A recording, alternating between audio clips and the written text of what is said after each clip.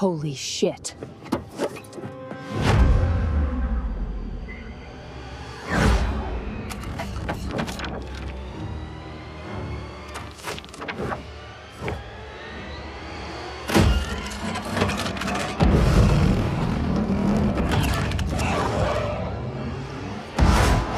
Seedance 2.5 can now generate 30 seconds at a time, but after burning thousands of credits testing it, I realized the biggest change is the way you build the video in the first place. So today, I'll show you how to structure a 30-second video, where things can go wrong, and how to avoid wasting credits like I did. Before we build anything, one question comes first. What actually belongs in one continuous 30-second shot? That decision shapes the entire workflow. With the old approach, a short story might already require two 15-second generations.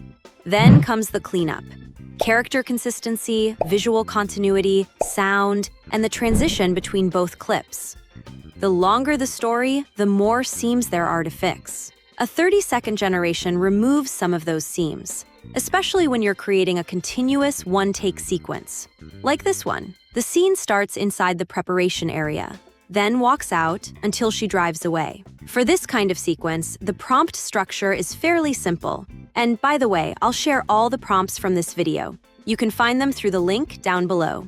So the first section maps the references. Images, audio, and video can all be tagged here. Each asset gets one clear job. Then comes the scene itself. The dialogue, the character's actions, the blocking, and the movement from one location to the next. An exact timeline isn't always necessary for a continuous take. Seedance can handle much of the pacing. And for this test, I created a racing driver version of myself. That became the character reference.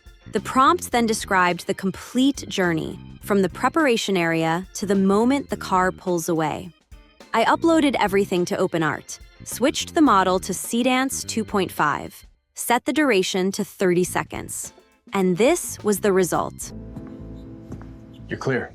Let's go. Officer on text from Skype sec. Off the red ring, bring you carry some pride, sir.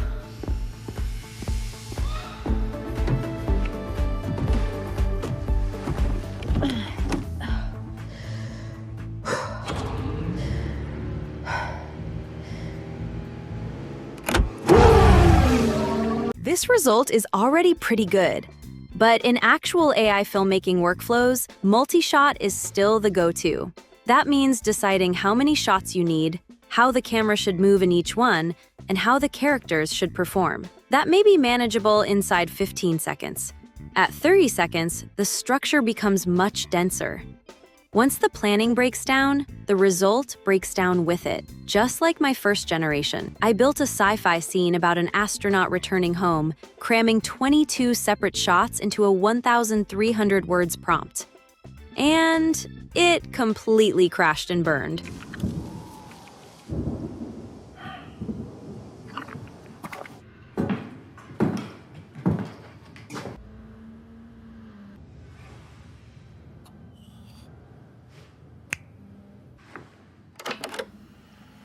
When I grow up, I'll come back from the stars.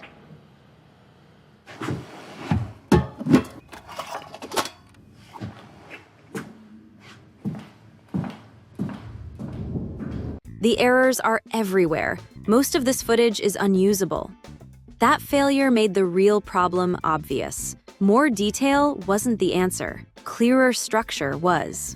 The assets, shots, actions, and timing needed to form one readable chain, so I rebuilt the unusable 20-second section. The reference map came first. One character sheet, 3 key props, and 3 scene references. Next came a one-sentence story summary. Then we have the look and sound section. This defined the overall texture, lighting, color, and emotional tone. For this story, the direction was cold and melancholic, with a subtle film texture.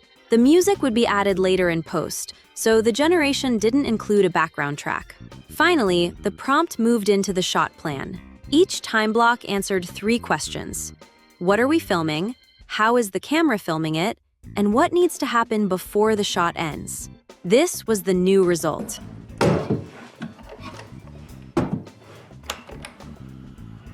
When I grow up, I'll go to the stars and come home.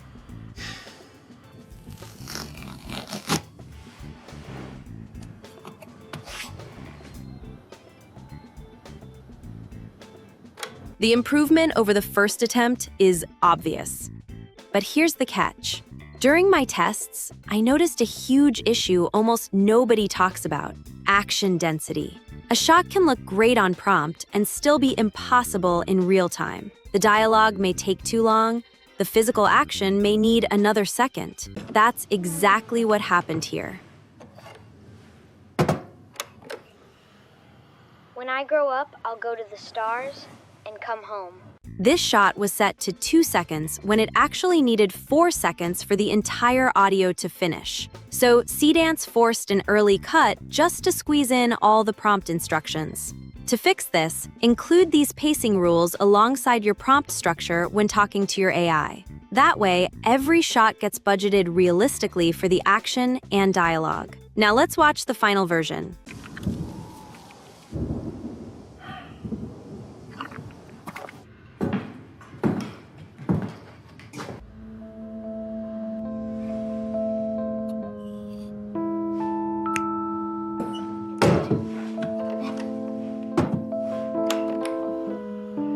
When I grow up, I'll go to the stars and come home.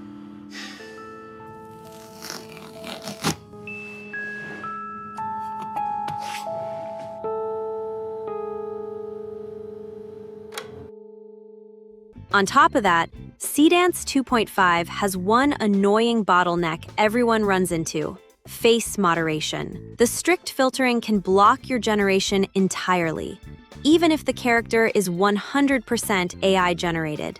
It's pretty random, but here's the fix. The easiest workaround is to generate a new character sheet, run a quick 4-second test in Seedance 2.5, and if it passes without flags, you're good to go. If you're still worried about unpredictable results and don't want to burn through all your credits testing on Seedance 2.5, here's a pro tip. Pre-test your prompts on WAN 3.0 first. It costs roughly 1/5 the price per second, and it can also generate up to 30-second clips in a single take. So whether you're testing a tricky section or the entire prompt, it's a total game changer. And honestly, that's why I recommend WAN 3.0 over other AI video generators. In fact, I prototyped the first half in WAN 3.0, spotted multiple flaws instantly, refined the prompt, and Seedance nailed it on the next run. So this isn't about declaring one model better than the other. The two models have different jobs in this workflow. WAN is the rehearsal, Seedance is the final take. After all these tests, the biggest jump from 15 seconds to 30 seconds isn't just double the duration. It puts all the directorial decisions squarely on you. All the prompts and pacing rules from this video are linked below. And let me know in the comments, what's the biggest wall you've hit with 30-second generations? Those results may become the next test. Thanks for watching, and I'll see you in the next one.